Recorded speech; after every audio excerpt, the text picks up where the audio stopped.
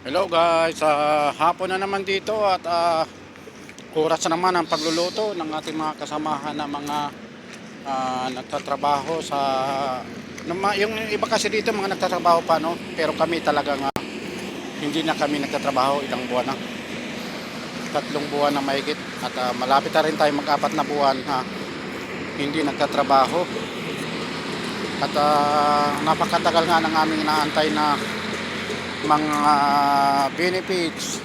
Napakatagal ng proseso. Hindi ko rin alam kung bakit ganon, sobrang tagal ng proseso ng aming inaantay na mga benefits. Yan at oras na ng pagluluto at napakarami nga pala nagluluto pag ganitong oras, no? At tayo naman ay hindi tayo rin masyado makapag tagal ang pagbibideo kasi baka mamaya may magagalit, no? Kasi yung iba gusto sa video, yung iba naman ay ayaw. Kaya mahirap din. Sunod lang tayo sa agos.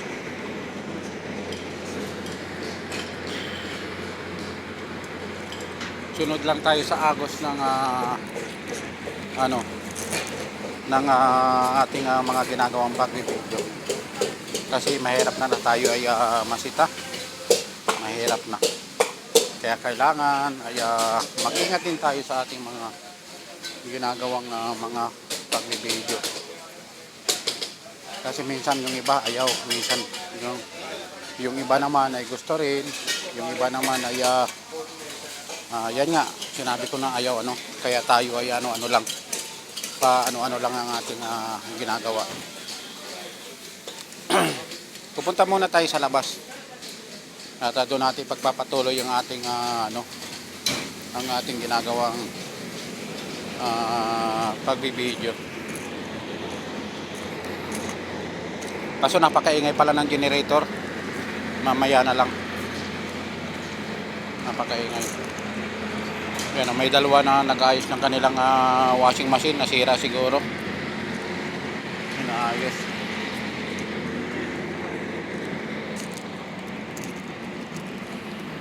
Kasi dito ay kanya-kanya ng washing machine, hindi na provide ng company washing machine dito. Hindi na yan provide. Kanya-kanya na. Kaya kung kung meron kayong ka-group, yan, bibili na lang kayo kasi hindi na talaga nila hindi na company ang bumibili ng washing machine. Mga trabahador na talaga. Kinalimutan na nila yung obligasyon.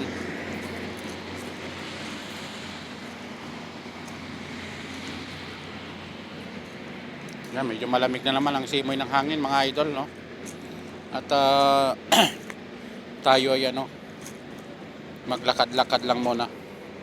Kasi wala naman din tayong gagawin kundi maglakad-lakad lang muna.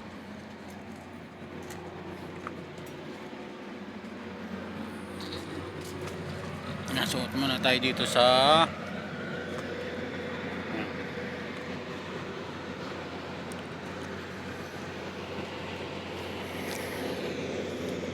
napakaingay kasi ng generator. Generator kasi ang dito, nagsusupply ng kuryente sa amin. Yan yung katulad yan, yung nakikita nyong ilaw na nakapatong na yan dyan. Galing po yan sa generator. Yan ang nagsusupply ng kuryente.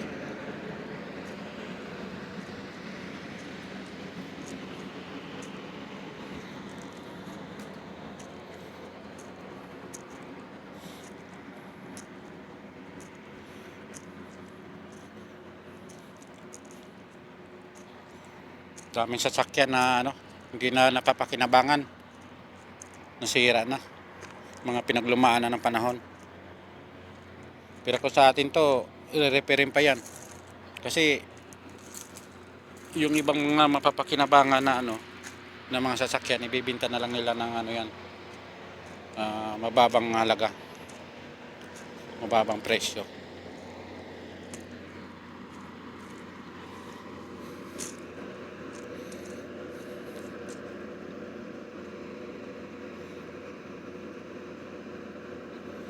Napakaingay ng generator kung hindi ka sanay sa ingay.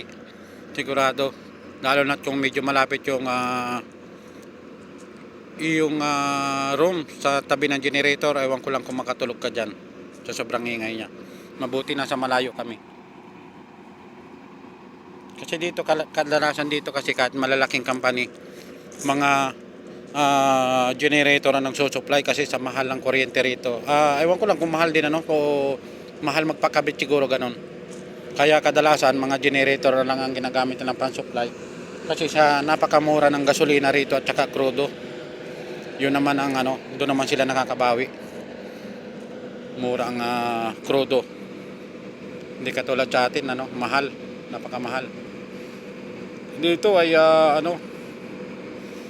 parang 1 real o 1 basta hindi tataas ng 1 real isang litro. O magkano lang 1 real? Pagpalagay na 100, parang mahal din pala. Mahal din kung i-convert mo sa sa peso. Mahal din pala. Mahal din. Nasa magkano ba yun? 15, 6. Nasa 15 pesos mahigit. Mura rin pala. Mura lang. Kung 10 real pala yun ang yun ang nasabi ko na akala ko katumbasan 10 real yung hindi pala. 1 real kakalaga lang ng nasa mahigit 15 pesos. Kaya medyo mura pa rin pala talaga. Kaya doon sila, yun ang ginagamit nilang pang supply.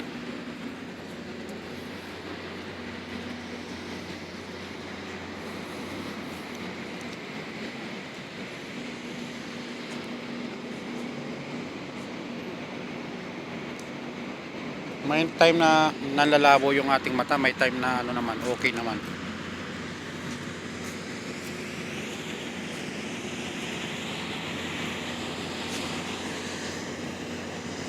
May time na malinaw, may time na malabo ang ating paningin. Kasi medyo mataas rin ang sugar ko. Pero patuloy pa rin ako nag-aano ng mga matatamis. Kasi minsan hinanap talaga ng katawan natin yung mga matatamis na pagkain.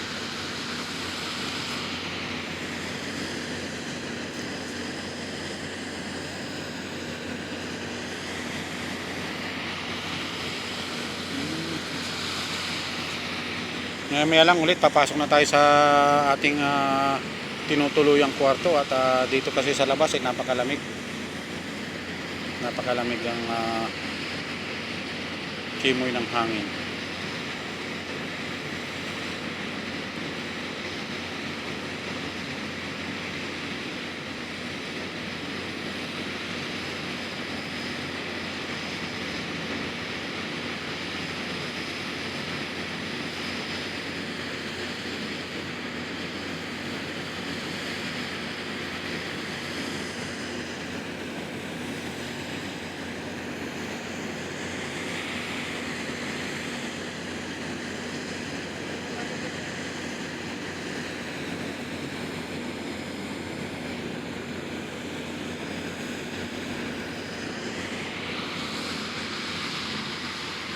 Yan lamang guys at tayo papasok na sa ating tinutuluyang kwarto at medyo malamig na talaga. Bye bye, maraming salamat, magandang hapon Saudi Arabia, magandang gabi Pilipinas. Bye bye.